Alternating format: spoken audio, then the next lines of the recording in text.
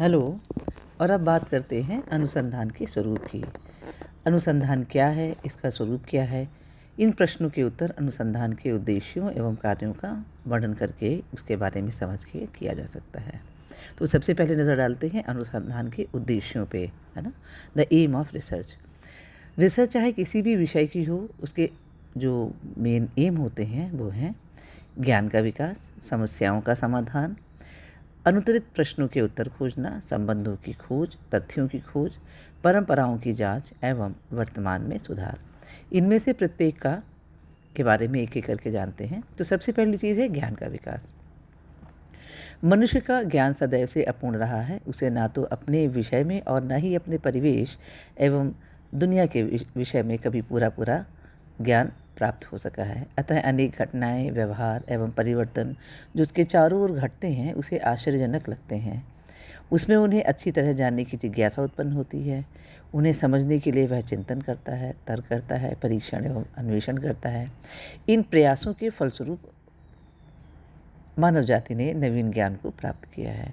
यह ज्ञान ही पूर्णता की इति नहीं होता, उसे और जिज्ञासाएं और प्रश्न एवं समस्याएं उभर कर आती हैं।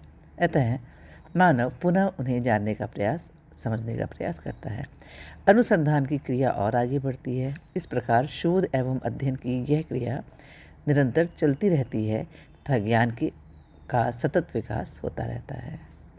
हम अपने आसपास के जीवन में देखें, हमने किसी एक छोटी चीज़ के बारे में जाना, समझा और फिर हम उसके आगे और जानने के लिए तत्पर रहे हैं। जैसे चंद्रमा एवं उसकी चांदनी, दिन और रात का घटना बढ़ना, प्रकाश, विद्युत आदि उसके विषय में जितना ज्ञान आज उपलब्ध है, उस पर से रहस्य की जो परतें उगड़ी हैं वह सब अनुसंधान का ही परिणाम है। लेकिन जितने तथ्यों को हमने आज जान लिया है वो संपूर्ण नहीं है। हम इसमें और आगे आने वाले समय में किन चीज़ों की खोज कर लेंगे और क्या नवीन ज्ञान प्राप्त कर लेंगे, इसके बारे में हमें कुछ नहीं पता है। जानने की, ढूंढने की, संधान करने की यह प्रक्रिया ही अनुसंधान है। अनुसंधान ज्ञान का स्रोत होता है और यह सदैव नवीन ज्ञान को जन्म देता है। अनुसंधान का द्वितीय उद्देश्य है समस्याओं का समाधान। रिसर्च का दूसरा कार्य एवं उद्देश्य किसी ज्ञान क्षेत्र में उपस्थित विभिन्न प्रकार की समस्याओं का समाधान प्रस्तुत करना रहा है।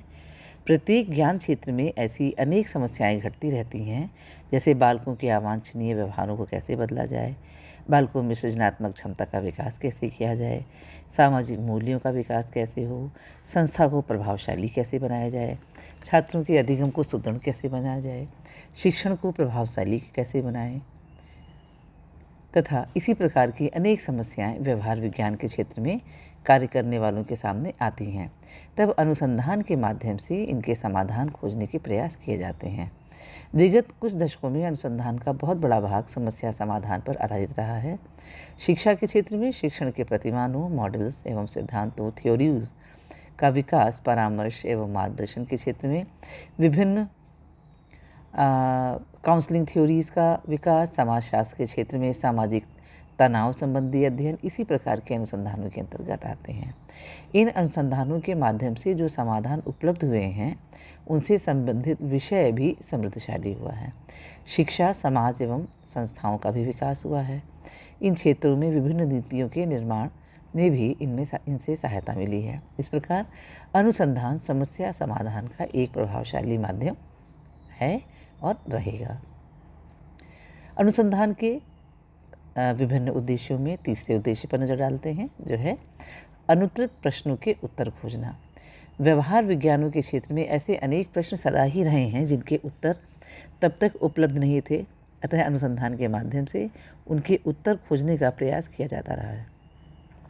आज भी ऐसे प्रश्न कदम कदम पर सामने आते हैं और आज भी अनुसंधान के द्वारा इन प्रश्नों के उत्तर खोजने के प्रयास लगातार हो रहे हैं। जैसे सीखने की प्रक्रिया का स्वरूप क्या है, समाज में परिवर्तन कैसे आता है, जीवन मूल्य कैसे विकसित होते हैं, बुद्धि क्या है, सामाजिक पक्षपात कैसे फैलता है, आदि आदि। प्रत्येक ज्ञान क्षेत्र में आज भी बहुत कुछ ऐसा है जो अनुत्तरित है। अनेक प्रश्न आज भी अनुत्तरित हैं अथवा उनके पूर्व में प्राप्त उत्तर पूर्णतः विश्वसनीय एवं संतोषजनक नहीं है। अनुसंधान ऐसे तमाम प्रश्नों के उत्तर खोजने में मानव की सहायता करता है। अतः अनुसंधान अनुत्तरित प्रश्नों के उत्तर खोजने की एक महत्वपूर्ण विधि है। अनुसंधान का एक अन्य उद्देश्य है संबंधों की खोज। अनुसंधान घटनाओं के कारण एवं उसके पारस्परिक संबंधों की खोज की भी एक बड़ी सशक्त तकनीक है। मानव जीवन एवं संसार अथवा संस्था जिसमें वह काम करता है अत्यंत जटिल संरचनाएं हैं। इनका घटनाक्रम एवं समस्त व्यापार बड़ा उलझन भरा है। किसी भी घटना को सरलता से समझना संभव नहीं है। व्यवहार विज्ञानों में व्यक्ति अथवा समाज के व्यवहार से संबंधित घटनाओं का अध्ययन आवश्यक होता है। व्यवहार भी एक बहुत उलझी हुई गुत्थी है। किसी व्यवहार को समझना सरल नहीं है। अनेक तत्व हैं जो व्यवहार को प्रभावित करते हैं।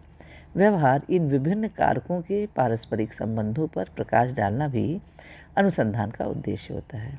बुद्धि एवं शैक्षिक उपलब्धि के बीच व्यक्तित्व एवं शैक्षिक उपलब्धि के बीच, गरीबी एवं सामाजिक अपराधों के बीच, जाति प्रथा एवं सामाजिक तनाव के बीच, प्रेरणा एवं सफलता के बीच किस प्रकार का संबंध है, अनेक अनुसंधानों के माध्यम से यह उजागर किया जा चुका है।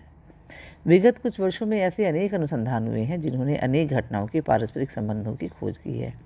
इन्हीं के फलस्वरूप आज हमें ऐसा बहुत सारा ज्ञान उपलब्ध है जिसके द्वारा पता लगता है कि कौन घटना अथवा तत्व किस किस प्रकार जुड़ा हुआ है। इस प्रकार अनुसंधान घटनाओं के पारस्परिक संबंधों की खोज की तकनीक भी है।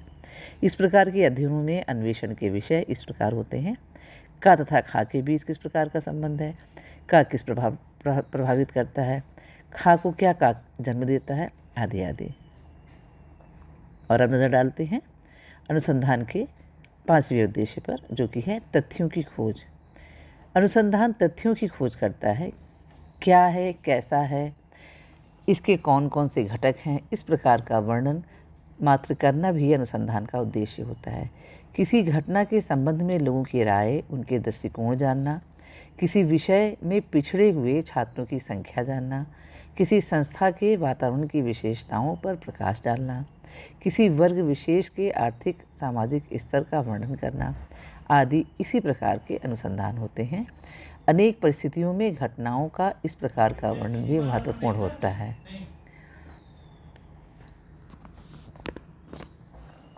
अनुसंधान का एक अन्य उद्देश्य है परंपराओं की जांच एवं वर्तमान में सुधार। अनुसंधान का एक और कार्य परंपराओं की उपयोगिताओं की जांच करना भी है। काम करने की जो पद्धतियां चली आ रही हैं, जो विचारधाराएं प्रचलित हैं, जो विधियां एवं तकनीक उपलब्ध हैं, उनकी उपयोगिता, प्रभाविता आदि का परीक्षण करके उनमें सुधार संशोधन के सुझाव देकर उन्हें और सुदृढ़ एवं प्रभावशाली बनाना भी अनुसंधानों का उद्देश्य रहता है। मनोवैज्ञानिक परीक्षणों एवं मापन विधियों में विगत कुछ वर्षों में अनुसंधान के माध्यम से बहुत सुधार हुआ है। बुद्धि परीक्षाओं एवं व्यक्तित्व परीक्षाओं को अधिक विश्वसनीय एवं वस्तुनिष्ठ बना लिया गया है। इसी प्रकार शिक्षण विधियों में बहुत परिवर्तन हुआ है। सूक्ष्म शिक्षण एवं समुचित शिक्षण भी इसी प्रकार के अनुसंधानों का परिणाम है। अतः स्पष्ट है कि अनुसंधान ज्ञान का विकास करता है, समस्याओं का समाधान करता है, अनुत्तरित प्रश्नों के उत्तर खोजता है, संबंधों की खोज करता है, तथ्यों की खोज करता है और परंपराओं की जांच एवं वर्तमान में सुधार का कार्य करता है। Thank you.